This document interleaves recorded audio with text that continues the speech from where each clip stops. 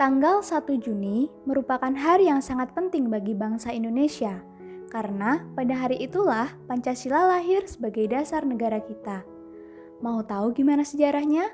Kita simak video ini sama-sama yuk! Menjelang kekalahan Jepang pada Perang Pasifik di tahun 40-an, tentara kependudukan Jepang berusaha untuk menarik dukungan dan simpati rakyat Indonesia dengan pemberian janji kemerdekaan bangsa Indonesia oleh Perdana Menteri Jepang Kuniaki Koiso pada tanggal 7 September 1944. Pemerintah Jepang lalu membentuk Dokuritsu Zunmicho Sakai atau Badan Penyelidik Usaha Persiapan Kemerdekaan Indonesia yang biasa disebut dengan BPUPKI pada tanggal 1 Maret 1945.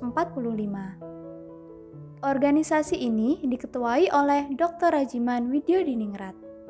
BPUPKI bertujuan untuk merumuskan dasar filsafat dan bentuk negara Indonesia merdeka.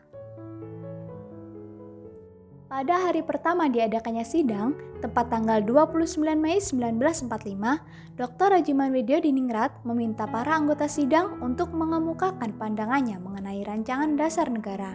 Permintaan ini dipenuhi oleh Muhammad Yamin yang mengemukakan secara lisan butir-butir dasar negara tersebut, yaitu 1.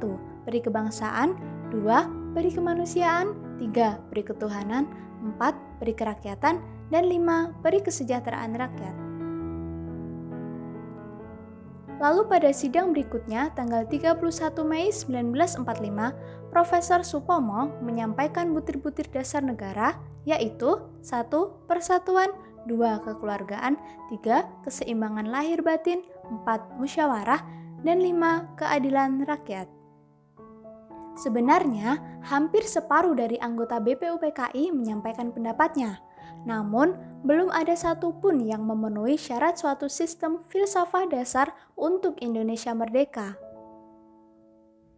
Kemudian, pada 1 Juni 1945, Insinyur Soekarno menyampaikan pidato mengenai dasar negara Indonesia yang meliputi 1. Kebangsaan Indonesia, 2. Internasionalisme atau peri kemanusiaan, 3. Mufakat dan demokrasi, 4. Kesejahteraan sosial, 5. Ketuhanan Yang Maha Esa.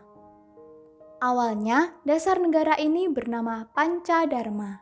Kemudian, Insinyur Soekarno menyebutkan nama dasar negara berubah menjadi Pancasila sesuai petunjuk temannya yang seorang ahli bahasa, dan diketahui ahli bahasa tersebut adalah Muhammad Yamin. Panca artinya 5, sedangkan sila artinya asas atau dasar. Dan di atas kelima dasar itulah kita mendirikan negara Indonesia yang kekal dan abadi.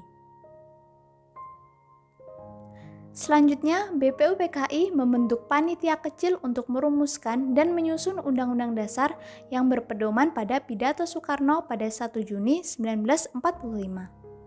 Panitia ini beranggotakan 8 orang, yaitu Insinyur Soekarno sebagai ketua, Muhammad Hatta, Sutarjo Karto Hadikusumo, Wahid Hasyim, Ki Bagus Hadikusumo, Oto Iskandar Dinata, Muhammad Yamin, dan A.A. Maramis. Panitia ini bertugas untuk menampung saran, usul, dan konsepsi para anggotanya. Kemudian dibentuk lagi panitia kecil lainnya, yaitu Panitia 9 dengan anggota Insinyur Soekarno sebagai ketua, Dr. Andes Muhammad Hatta sebagai wakil ketua, Mr. Ahmad Subarjo, Muhammad Yamin, Kiai Haji Wahid Hasyim, Abdul Kahar Muzakir, Abi Kusno Cokro Suyoso, Haji Agus Salim, dan A.A. Maramis. Panitia 9 dibentuk untuk mencari modus antara apa yang disebut golongan Islam dan apa yang disebut golongan kebangsaan mengenai persoalan agama dan negara. Panitia 9 ini berhasil mencapai modus tersebut dan membentuk suatu rumusan pembukaan hukum dasar. Pada 22 Juni 1945, rumusan tersebut dinamakan Piagam Jakarta. Pada tanggal 17 Agustus 1945, di sore hari setelah diproklamirkannya kemerdekaan Indonesia, Muhammad Hatta menerima utusan dari Indonesia Timur yang menyatakan isi sila pertama di Piagam Jakarta tidak mewakili eksistensi mereka, sehingga kemungkinan mereka akan melepaskan diri dari negara Indonesia. Oleh karena itu, sebelum disahkannya sila pertama yang berbunyi ketuhanan dan kewajiban menjalankan syariat Islam bagi pemeluk-pemeluknya diubah menjadi ketuhanan yang Maha Esa.